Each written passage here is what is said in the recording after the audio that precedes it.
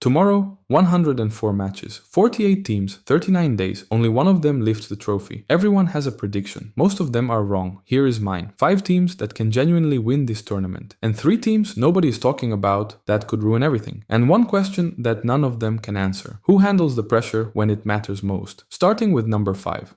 Argentina, the defending champions, Qatar 2022, the greatest World Cup final ever played. Argentina won on penalties. Messi is 38. This is his last World Cup. The squad is older. Julian Alvarez is 24, one of the best strikers in Europe. The midfield is world class. Scaloni won the Copa America twice and the World Cup. He knows exactly how to manage this team. Nobody has defended the World Cup title since Brazil in 1962. Argentina are the defending champions. History is against them. They would not be surprised if they proved history wrong. Number 4, Brazil. 5 World Cup titles. The last one was 2002, 24 years ago. For a country that treats football as a national identity, that is a very long time. Carlo Ancelotti, the most decorated club manager in European football history, is in charge of Brazil. He has given Brazil defensive discipline without sacrificing the attack. That was missing for years. Vinicius Jr., on his best days, arguably the most dangerous attacker in world football. The concern, the 7-1 in 2014, never fully leaves the mind. Ancelotti believes this team is different. Brazil believe it too. After 24 years, they have never believed more.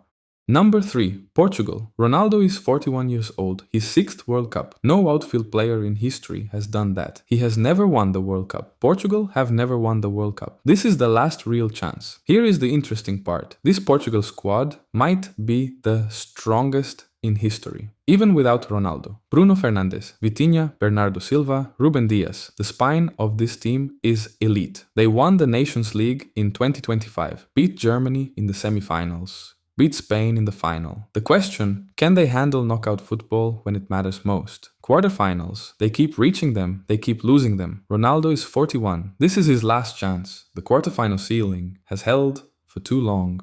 Number 2, Spain, Euro 2024 winners. 10 wins from 10 in qualifying. 36 goals scored, 4 conceded. If you ask any analyst which team plays the best football in the world right now, most of them say Spain. Lamine Yamal, 16 when Spain won the Euros. 18 now, already one of the best players on the planet. Nico Williams on the left, Rodri, the Ballon d'Or winner, in midfield, Pedri, Fabian Ruiz. The only question mark, no traditional striker. On a bad night against a low block, that can be a problem. Spain haven't cared about that for 2 years. They just kept winning. Yamal is 18, Pedri is 22, Williams is 22. This Spain team has years of dominance ahead. Number 1, France. And when you look at their squad from top to bottom, it is genuinely difficult to argue. 2 World Cup titles, 1998, 2018. A final in 2022, they were winning and still lost. Mbappe scored a hat-trick in that losing final. He is 27 now. At the peak of his powers, Dembélé, Olise, Tchouaméni, Upamecano, Konate, the depth is terrifying. An injury to one key player does not reshape this team. It creates an opportunity for someone else.